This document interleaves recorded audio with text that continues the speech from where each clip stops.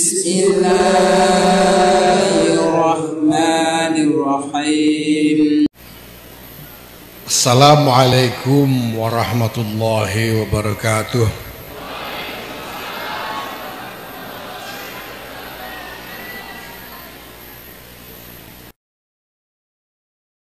Alhamdulillah wa syukurillah, wassalatu wassalamu ala rasulillah Sayyidina Maulana Muhammadin ibn Abdullah wa ala alihi wa sahbihi wa mawala. Amma ba'd.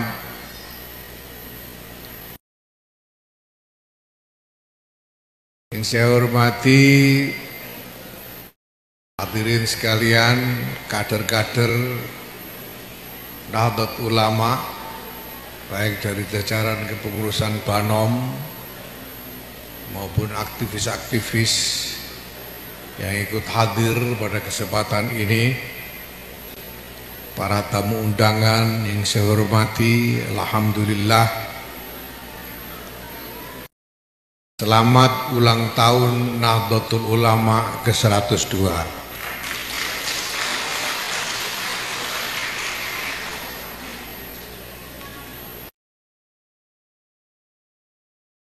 Sudah lebih 1 abad Nahdlatul Ulama hadir di tengah-tengah masyarakat bangsa ini dan di tengah-tengah kemanusiaan. Telah turun-temurun khidmah dilakukan dari generasi ke generasi. Mereka yang hari ini berkhidmah kepada Nahdlatul Ulama rata-rata atau sebagian besar adalah orang-orang yang memang dididik oleh khadim Nahdlatul Ulama generasi yang terdahulu. Jadi ini adalah khidmah turun-temurun.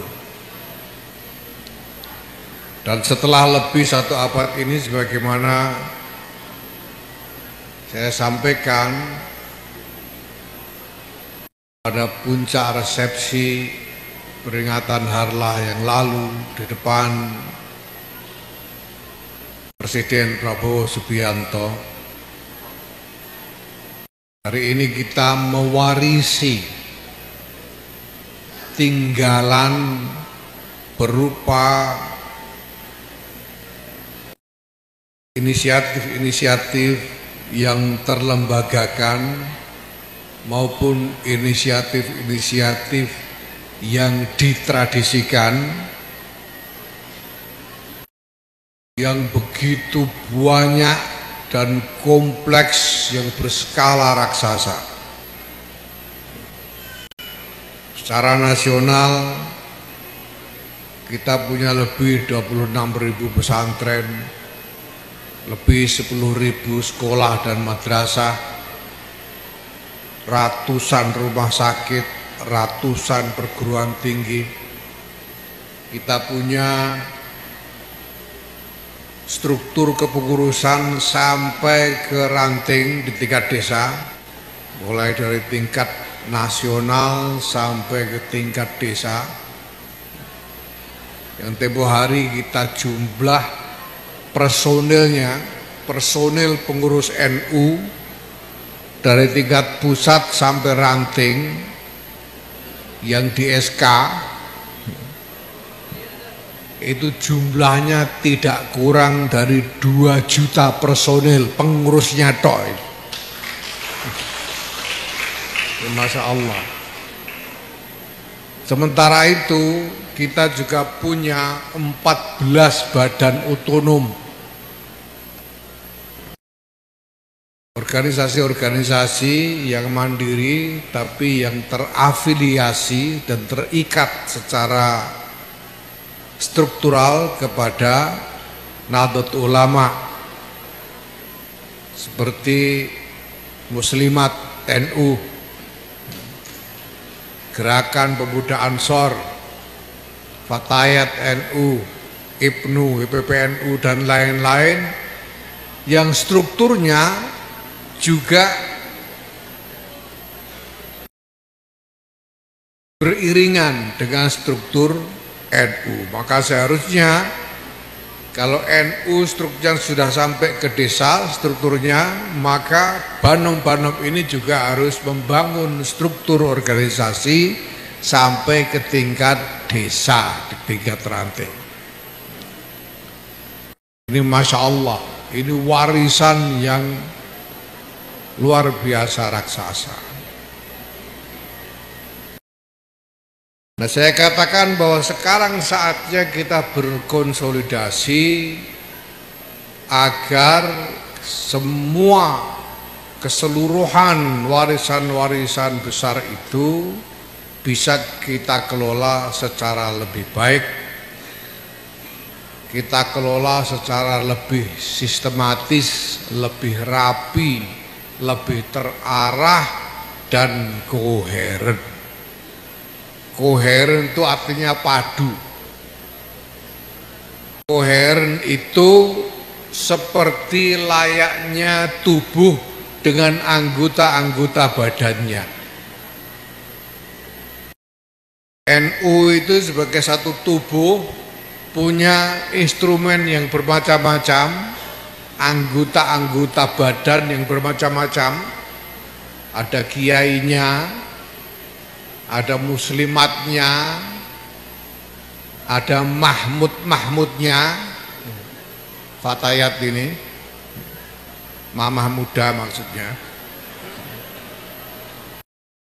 Ada pemuda-pemuda dan remaja-remajanya. Ini harus seperti tubuh dengan anggota-anggota badan. Tubuh ini dalam setiap gerakannya, anggota-anggota badan mengikuti dengan serasi, mendukung gerakan tubuh itu untuk memperkuat tubuh dan untuk memperkuat hasil yang menjadi tujuan dari gerakan itu. Itu namanya koheren. Kalau kita berjalan, kaki kiri melangkah ke depan, ya, yang terayun ke depan tangan kiri apa tangan kanan? Tangan kanan yang terayun ke depan, tangan kiri justru ke belakang. Kalau kita dari berdiri hendak sujud, biasanya lalu kedua tangan kita membantu kekuatan lutut ketika kita menekuk untuk bersujud. Demikian juga ketika hendak berdiri, otot-otot kita dengan anggota tubuh yang ada semuanya menopang kekuatan tubuh untuk bisa berdiri tegak kembali. Itu namanya koheren. Anggota tubuh NU ini bermacam-macam seperti yang saya sebut tadi. Semuanya harus bergerak serasi sehingga apapun yang dilakukan oleh NU menjadi kuat, menjadi lebih mampu untuk mencapai tujuan-tujuannya. Itulah sebabnya Bapak Ibu sekalian, di dalam Munas dan Kombes kemarin saya katakan bahwa dalam periode kepengurusan PBNU 2022-2027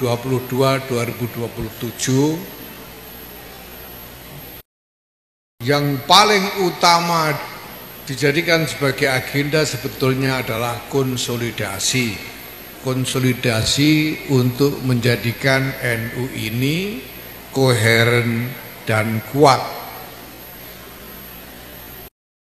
Konsolidasi yang menyangkut 3 matra. yaitu yang pertama adalah konsolidasi tata kelola supaya organisasi kita ini terkelola dengan lebih baik. Aturan-aturan kita bereskan, penerapannya kita pandu dan kita awasi untuk kemudian dievaluasi untuk perbaikan-perbaikannya dan seterusnya. Ini konsolidasi tata kelola. Itu sebabnya sekarang kita punya banyak peraturan-peraturan perkumpulan untuk memperjelas aturan-aturan yang ada di dalam ADART kita. Kita juga melakukan sosialisasi secara gencar supaya seluruh jajaran kader paham mengenai aturan-aturan yang ada ini. Kita juga melakukan verifikasi dan validasi kepengurusan supaya kita mendapatkan kepastian bahwa orang-orang yang ada di dalam SK ini orangnya ada betulan. Jangan-jangan sudah ada di SK, sudah ditandatangani, orangnya nggak ada. Karena itu bisa terjadi. Dulu itu sudah pernah ada satu PWNU, PC-nya ada 29 PC, yang 18 PC abal-abal. Itu sudah pernah terjadi dulu. Nah, karena kita tidak mau itu terulang, maka kita lakukan kemarin verifikasi dan validasi. Sesudah ini kita akan melakukan pendataan mengenai kinerja dari organisasi di setiap tingkatan. Sudah kita mulai kick off-nya pada tanggal 31 Januari yang lalu. Ini semua konsolidasi tata kelola supaya organisasi ini bisa dikelola dengan lebih baik. Nah, yang kedua adalah konsolidasi sumber daya. Sumber daya ini menyangkut sumber daya manusia dan sumber daya keuangan atau pembiayaan organisasi. Konsolidasi sumber daya manusia kita lakukan melalui pelatihan-pelatihan kader. Ini semua untuk membekali kader, dan pertama-tama sebetulnya untuk memastikan bahwa orang-orang yang menjadi pengurus itu tahu apa yang dia harus kerjakan, ngerti tugasnya dan ngerti caranya, ngerti tujuannya. Dan sampean ingat isinya baiat itu. Ya. Bayatu 'ala sam'i wa ta'ah. Coba. Aku berbaiat untuk menjalankan sama dan ta'ah. Artinya untuk patuh kepada organisasi, mendengar perintah dan menjalankannya. Itu baiat sampean. Ya. Kemarin ada yang menggugat, gimana sih kok PW sama PC disuruh sam'an wa ta'atan? Loh, baiatnya begitu sih. Sampai udah berbaiat, baiatnya memang begitu. Harus sam'an wa ta'atan. Untuk apa?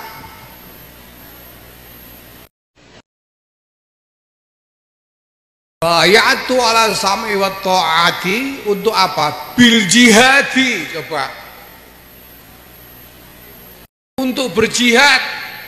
Jihad, namanya jihad itu tidak boleh gelah-gelah, tidak boleh seenaknya sendiri. Jihad itu artinya bersungguh-sungguh, balul juhdi, itu berjihad. Ya, mempersembahkan, menyerahkan segala kesungguhan, itu jihad. Jadi ini hati-hati ini ya. Siapa yang sudah terkadung, sudah terlanjur bayatu bil jihadi loh ini. Tidak boleh saya nanya sendiri, tidak boleh leha-leha. Jihad kok. Jihadnya itu jihad apa? Ala tariqati nahdlatul ulama, berjihad mengikuti jalannya Jam'iyah Nahdlatul Ulama. Demi apa? Li'la'i kalimatillahil lati hiyal ulya, untuk meluhurkan kalimah Allah yang memang luhur sejatinya. Ini beat, tanggung sendiri akibatnya loh dia sudah beat, sudah beat itu. Ya. Jadi jangan kaget nanti kalau di yaumil hisab sampean diewer-ewer, itu jangan kaget, sampean sudah terlanjur, tidak ada titik balik, sudah salahnya sendiri berani beat. Ya. Nah, kita ingin pastikan supaya semua tahu apa yang harus dikerjakan dan demi apa. Untuk apa, untuk tujuan apa kita mengerjakan semua ini, semua harus paham. Maka ada pelatihan kader. Konsolidasi sumber daya pembiayaan, PBNU membangun berbagai macam badan usaha. Alhamdulillah setelah kita berusaha dalam 3 tahun ini, sekurang-kurangnya dalam setahun terakhir ini, PBNU untuk operasi di tingkat PBNU-nya ya, untuk operasi di tingkat PBNU-nya saja, alhamdulillah setahun terakhir ini kita sudah tidak lagi mengandalkan donasi. Kita sudah mengembangkan badan-badan usaha yang revenue-nya, manfaatnya bisa kita gunakan untuk membiayai operasi organisasi di tingkat PBNU. Ya. Sampai jangan tergesa-gesa nagih. Nanti habis ini mana ya? Belum ada. Jadi baru cukup untuk PBNU. Ya doakan saja mudah-mudahan, karena itu bagian dari visi kita bahwa kita harus mampu menggalang sumber-sumber pembiayaan untuk membiayai operasi organisasi secara nasional nantinya. Jadi jangan sekarang, karena butuh waktu. Sekurang-kurangnya sekarang alhamdulillah untuk tingkat PBNU sudah, walaupun sebetulnya juga tidak terlalu kecil itu. PBNU itu nafkahnya setiap bulan, nafkah yang diperlukan oleh PBNU untuk kantor, bayar listrik, bayar air, bayar karyawan, untuk maintenance gedung dan lain-lain, dan untuk biaya perjalanan berbagai penugasan pengurus PBNU ke berbagai daerah, itu setiap bulan rata-rata tidak kurang dari 1,3 miliar rupiah setiap bulan. Alhamdulillah sudah kita penuhi tanpa mengandalkan donasi. Dan kita sudah berani, barang siapa ada petugas dikirim oleh PBNU ke daerah untuk tugas apapun, tidak boleh menerima apapun dari daerah ya. Kita berani katakan begitu ya, dan daerah tidak boleh ngasih. Jadi saya datang ke sini ini tugas PBNU, tidak boleh menerima apapun, tidak boleh menerima apapun. Kemarin ada ketua PBNU yang usul, tapi kami rela kok, kami ingin memberi rela. Saya bilang tetap nggak boleh. Bahaya nanti kalau dia lebih setia sama sampean daripada sama saya, kan bahaya, saya bilang. Tetap tidak boleh walaupun lera. Karena ini bagian dari konsolidasi tata kelola supaya ini jelas kita ini, urusan kita ini, ya. Lalu konsolidasi agenda. Program-program kita ini harus tersambung secara nasional, ini harus tersambung semua. Jangan jalan sendiri-sendiri, nggak keru-keruan. Harus tersambung secara nasional dari pusat, lalu ke provinsi-provinsi yang beda, kabupaten sampai ke desa, harus sambung. Ya, maka sekarang PBNU sudah punya rencana strategis nasional, sudah ada. Nah, renstra nasional nanti harus dijabarkan menjadi renstra wilayah. Di beberapa PW sudah jalan, Jawa Timur, Jakarta, Jawa Tengah, Jawa Barat, mana lagi Lampung, saya kira sudah, Sulawesi Selatan sudah. Dari renstra nasional itu dijabarkan menjadi renstra PWNU, bawa ke renstra cabang. Supaya apa? Supaya sambung semua. Yang dilakukan ini nyambung dengan yang dilakukan Sumatera Selatan, nyambung yang dilakukan Papua Selatan. Semuanya ada sambungannya di dalam renstra nasional itu. Ini namanya konsolidasi agenda. Nah, dalam kerangka ini juga Bapak Ibu sekalian, saya menyatakan bahwa Nahdlatul Ulama dengan keseluruhan infrastrukturnya yang terkonsolidasi menyediakan diri untuk kerjasama dengan pihak manapun, terutama dengan pemerintah, untuk program-program, agenda-agenda yang ditujukan bagi kemaslahatan masyarakat. Sekarang ini PBNU sudah mempunyai kesepakatan kerjasama dengan hampir semua kementerian. Dalam rangkaian peringatan Harlah 102 kemarin saja kita sudah berapa menteri itu kemarin tuh, Menteri PMK, Menteri BKKBN, Menteri PPPA, Menteri PPMI, Menteri HAM,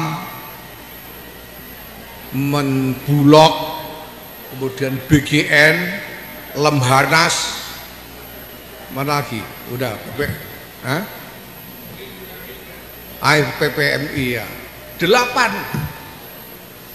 Dalam rangkaian Harlah ini kemarin 8, sebelum itu sudah semua Kementerian Agama, Pendidikan, apalagi yang dulu sudah ada Kominfo dan lain-lain, hampir semua kementerian. Kenapa? Karena kementerian-kementerian ini punya program-program untuk kemaslahatan rakyat, dan kita menyediakan diri sebagai salah satu saluran untuk memastikan agar manfaat dari program-program itu sungguh-sungguh sampai kepada rakyat di tingkat bawah, dan rakyat sungguh-sungguh bisa melaksanakannya, bisa merasakannya. Kerjasamanya seperti itu. Nah, nanti di kabupaten-kabupaten dengan cabang juga sama. Jadi kita ingin menyediakan diri. Nah, ini terutama bagi kader-kader kita harus kita jadikan sikap mental bahwa Nahdlatul Ulama ini ada untuk berkhidmah, untuk berbakti, untuk melayani masyarakat. Kalau sampean mengaku sebagai kader Nahdlatul Ulama, sampean harus siap kapan saja, di mana saja melayani masyarakat.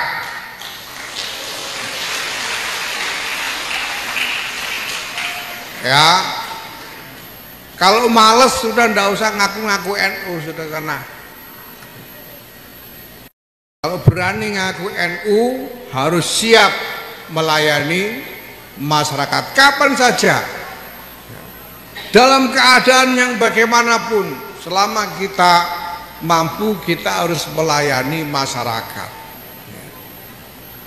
Ketemu orang kesusahan di tengah jalan harus turun tangan.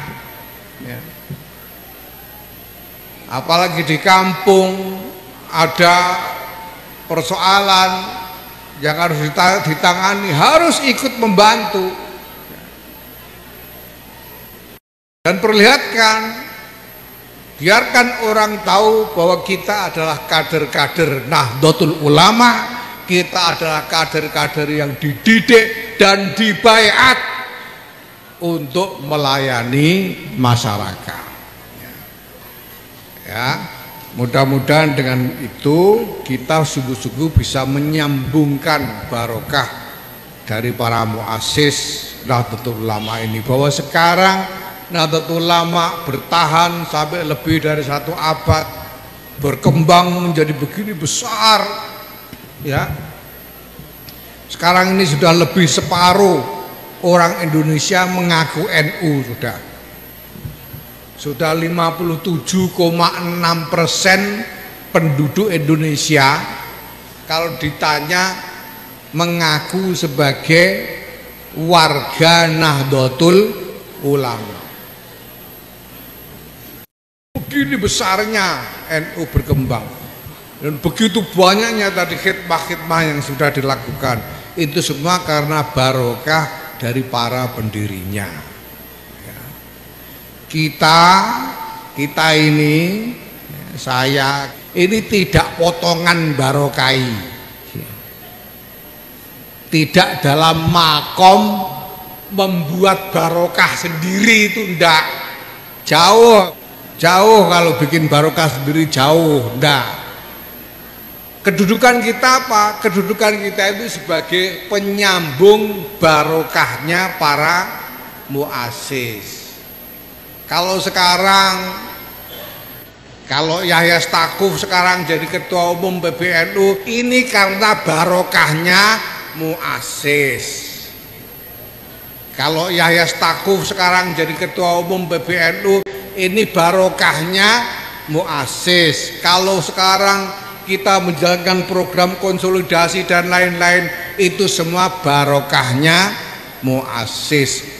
Mari kita berusaha supaya semua yang kita lakukan ini sungguh-sungguh kita perhitungkan untuk mendatangkan manfaat dan maslahat, sebagaimana kredo atau tema harlah kita tahun ini bekerja bersama umat untuk Indonesia maslahat, agar kita sungguh-sungguh bisa menjadi mata rantai dari silsilah barokah para muassis hingga akhir zaman nanti, insyaallah. Allahumma amin. Wallahu muwaffiq ila aqwamit thariq. Wassalamualaikum warahmatullahi wabarakatuh.